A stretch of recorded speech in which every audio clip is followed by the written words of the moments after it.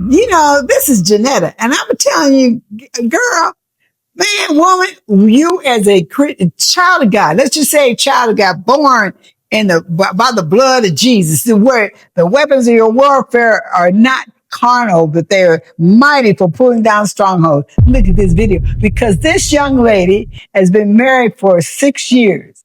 And during that 6 year time, and probably before, I wasn't there to question her.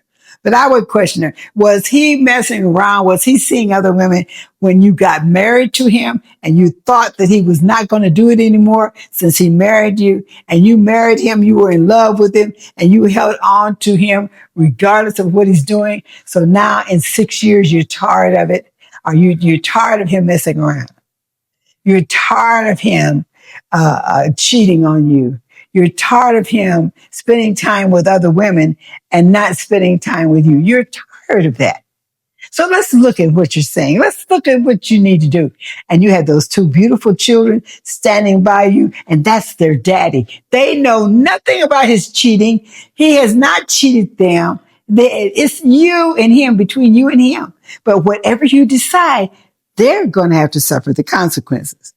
So let's listen to her testimony, what she says, and then we'll talk about it. So I've been married for 6 years in August. My husband has been cheating the whole time. About a month ago, I told him to sign the divorce papers, and now... So we're gonna get through this together. Okay. So now he wants his marriage, but I'm actually checked out. My question is, should I stay or should I work it out?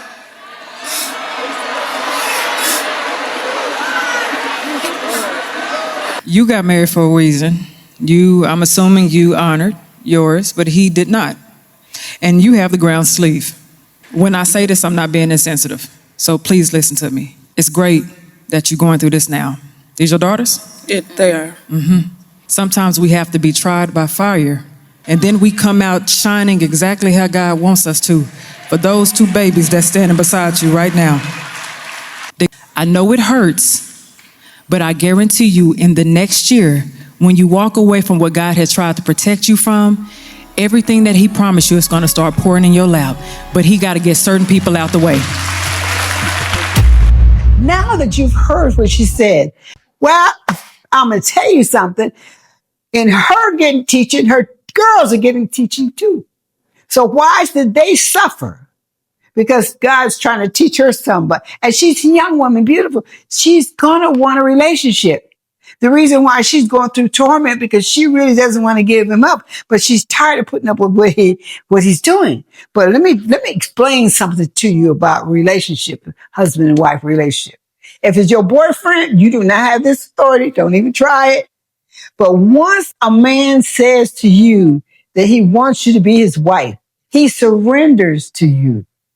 He is your possession. And once you tell him you want to be his wife, you surrender to him. So he has a right to fight any of those spirits that come around you. So if you have a spirit of adultery, it's a spirit. You can fight that spirit of adultery. You can't change his will, but you can change those spirits around him. You can fight warfare. And I don't mean pray, Jesus help me, and all that kind of stuff. No, that won't work. You got to go to warfare. You got to call those spirits out. And you got to call those people out that are carrying that spirit in them that are influencing him. You got to put on your battle, your armor. Either this book works or it doesn't work. It said the weapons of our warfare are not carnal, but they're mighty for pulling down strongholds. And a man going with other women and abusing you like that, that's a stronghold, honey. It don't tell you anything in that Bible about run, therefore, and I say run from them strongholds. Honey. Jesus was not a wimp. The one they called Jesus was not a wimp. He stood and took the test and fought. It cost him his life, but he fought. He shows us fighting. He did not run. He fought. He stood.